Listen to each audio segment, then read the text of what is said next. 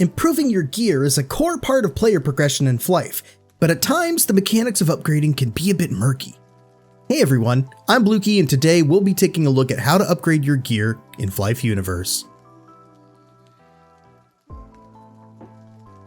Games balance the progression of power using various strategies to ensure that the curve players ride feels enjoyable.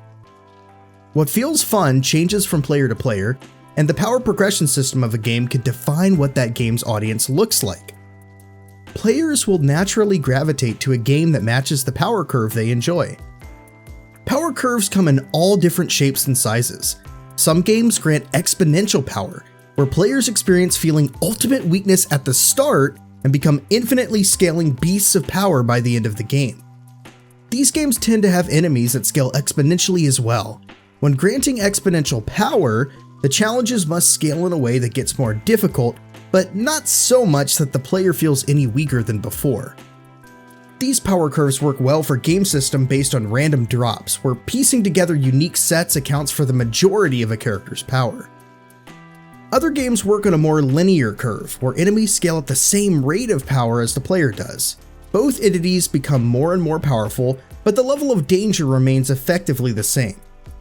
Linearly scaling games work well for players that enjoy the feeling of unlocking new options, builds, and additional story progression, but don't want a vastly mismatched power dynamic versus enemies.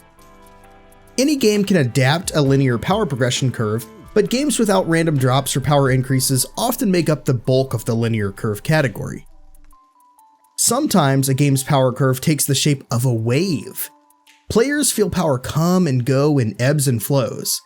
New levels or gear will grant a character brief but exciting power boosts until hitting a stage where the player's power begins to wane again. In games with a wave power curve, enemies often scale faster than the player, requiring characters to obtain some boon of power to dwarf the enemies until the next wave hits. Wave power curves pair well in games with powerful buffs, randomized gear, and other mechanics that allow players to achieve high power levels at regular intervals. A common trait among games with a wave power curve is the ability to upgrade character gear. When reaching a trough of power, players can reach the top of a new wave by upgrading their gear. Gear upgrades can be potent progression systems that give players the ability to find on-demand power given they have enough resources. The power curve in Flyff touches 4 prongs of character progression. Players linearly gain more power as they level, obtaining a couple stat points each time. Gear sets allow characters to feel regular boosts each time they complete another piece of the set. Buffs and consumables that grant power give a strong and immediate boon on demand. Of course, there are also gear upgrades. Upgrade systems provide players with the option to slowly raise their power over time or expend many resources at once to achieve extremely high levels of power. Upgrading gear will be a core part of a player's progression through the game. We'll take a look at each way for a player to gain power through the upgrade system and where players can look to collect the resources they need to do so. First, we'll cover all the materials players may use to upgrade their gear in Flyff Universe. A core part of the upgrading system in Flyff Universe revolves around tokens of luck. These tokens are called power dice. Power dice originate from early versions of the original Flyff and offered players methods to increase their chance of success at the upgrade table before Flyff standardized upgrade chances in a change to the modern Sunstone and Moonstone. Flyff Universe returns to the days of power dice, giving players more paths to achieve their upgrade goals. Each power dice offers different opportunities, so let's explore what each dice can do. The smallest of the dice, Power Dice 4, can be used to upgrade any armor or weapon. This power dice has the lowest chance of success, but will likely be the most affordable option to upgrading gear early on in a player's journey. Players can use this dice to upgrade armor and weapons from a +1 bonus until reaching +5. From there, the next dice in the list should be used. The next size up of dice, Power Dice 6, is also used to upgrade armor and weapons. Like the Power Dice 4, it has an average chance of success, but will be a more affordable option for upgrading gear. Players can use Power Dice 6 to upgrade armor and weapons to a +6 bonus all the way until the maximum of +10.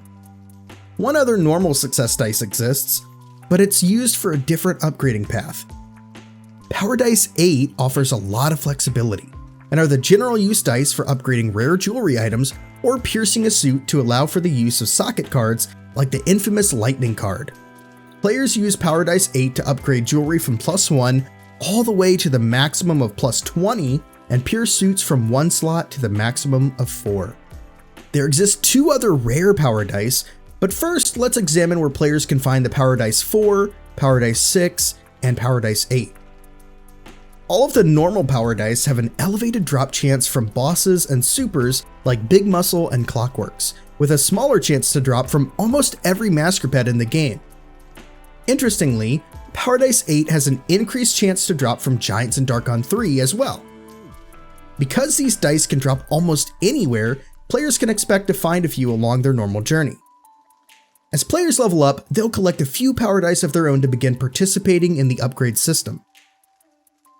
Now that we've covered the lower dice, let's take a look at the 2 rare dice, Power Dice 10 and Power Dice 12. Power Dice 10 acts as a more powerful version of the Power Dice 8. Power Dice 10 has an increased success chance, but is significantly more rare.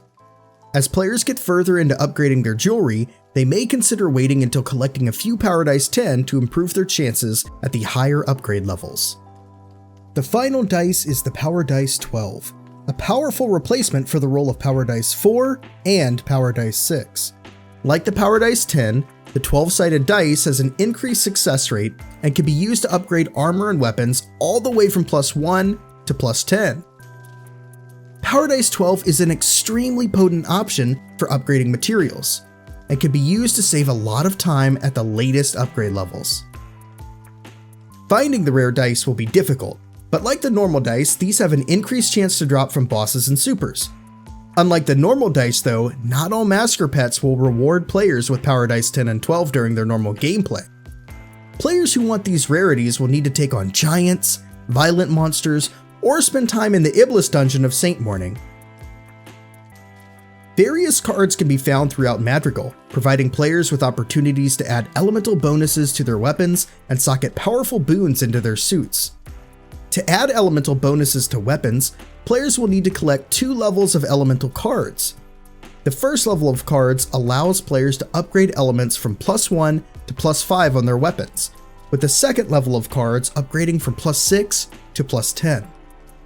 Elemental cards have a low chance to drop from all Master Pets and provide bonuses for fire, water, wind, earth, and electric.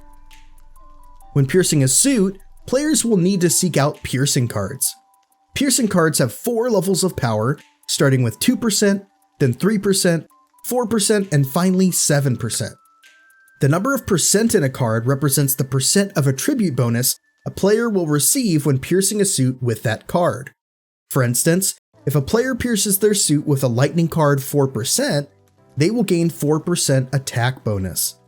Piercing cards can be used to grant additional MP, FP, defense, HP, or attack. As players progress in level, they'll have more opportunity to find the most powerful versions of piercing cards.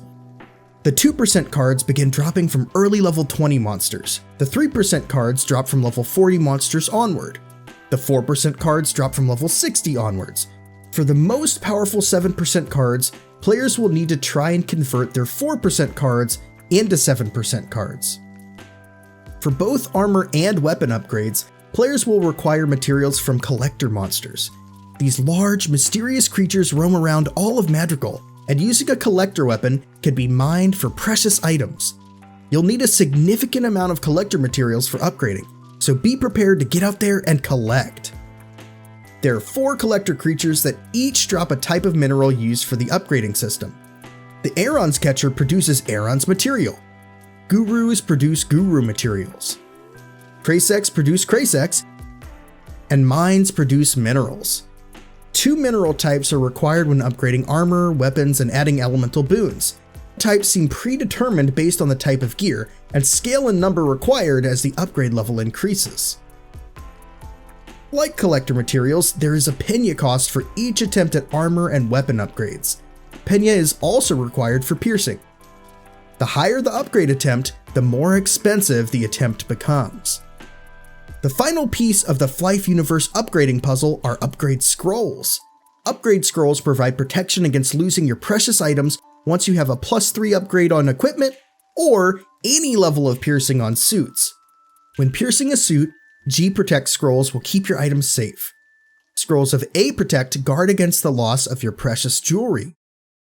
S Protects will prevent your armor and weapons from breaking. Each of these scrolls can be purchased in the cash shop, but Flyff Universe offers ways for players to obtain upgrading scrolls without any purchase. Violet Masker Pets roam around the world of Madrigal, guarding powerful resources. Players who take on these behemoths may be rewarded with S Protects, A Protects, G Protects, and more commonly, a new scroll called S Protect Low, or Sprolo for short. Sprolos are similar to normal S Protects in that they protect against the breakage of armor and weapons, but upon failure, will reduce the current level of item upgrade by 1. Sprolos are more bountiful than S Protects and will likely be the scroll used more frequently when upgrading. With a base of what materials are needed to upgrade gear, let's examine the different systems players can use to do so. Upgrades can be done one at a time or multiple times with the Safe Upgrade window. The Safe Upgrade window allows players to enter as many resources as they would like to use for upgrading and be sure that they are never at risk for losing an item. The chance of success per attempt at upgrading is shown directly in the upgrade window, so players will know exactly what their chances are of progressing to the next stage. I'll be including an infographic of the known success rate for each upgrade level in the description below. The upgrade system in Flyff Universe offers players flexibility in their journey to become more powerful. Players can feel empowered to gather resources and interact with the upgrade system in a fair and balanced manner.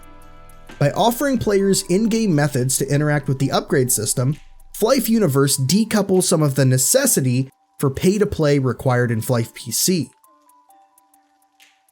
Thank you to everyone watching this far. I love the Flyff upgrade system and hope with all the changes Flyff Universe brings to the table, you all will too. If you enjoyed today's video, make sure to like and subscribe so I know you're enjoying the content.